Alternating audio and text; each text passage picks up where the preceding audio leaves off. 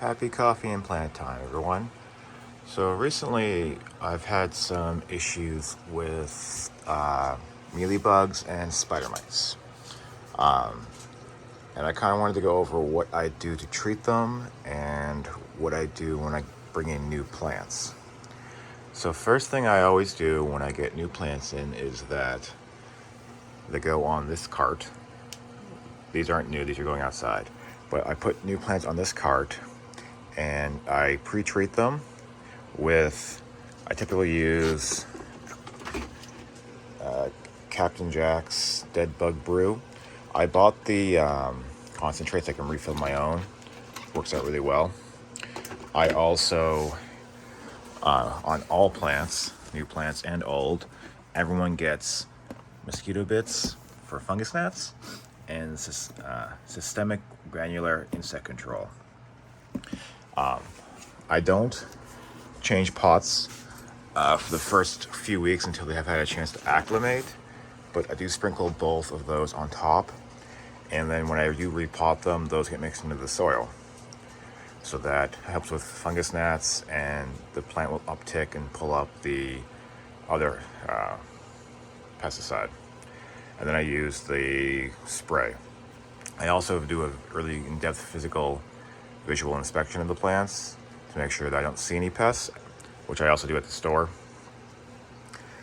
And then I typically follow that up again with a second spray 3 or 4 days later. Typically after about a week or so on the cart, I move them into the collection at whole if I have found no pests. Typically within a week, pests will show up if there's going to be any. I haven't found really much difference between, waiting a week to waiting 2 weeks. Usually a week or so on the cart is good enough. And then I move them into the collection. If I need to repot, I sometimes repot at that point, depending on what the plant is.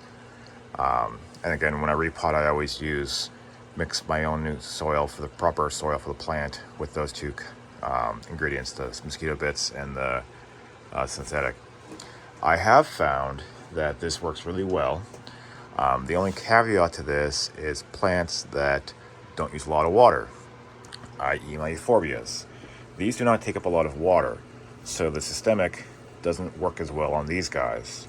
Hence why I've had more mealybugs on these guys, because if they're not pulling up the water and not pulling up that pesticide. So these ones I treat about weekly with the Captain Jacks. I just quickly pull them out, spray them down real good, and do a really visual inspection. It seems to work very well.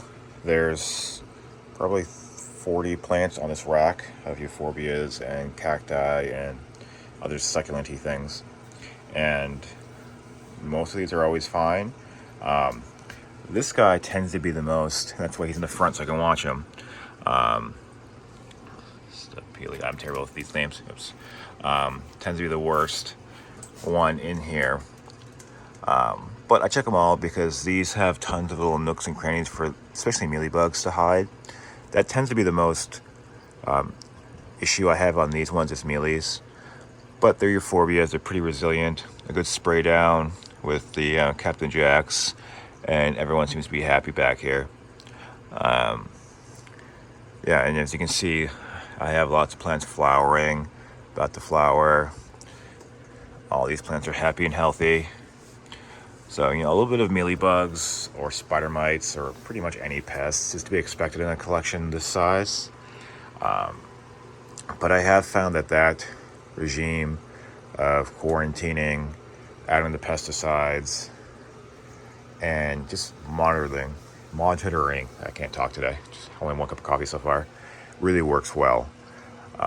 Part of my daily routine with coffee and plant time is I kind of look at different sections of the plant loft and other planty areas in my house, and I'll go through and I'll check for water, I'll check for pests, I'll check for disease, I'll see how plants are doing, because it's kind of hard to tell, but I kind of have from here over is kind of my plants in work area. I have cuttings, I have plants I treated.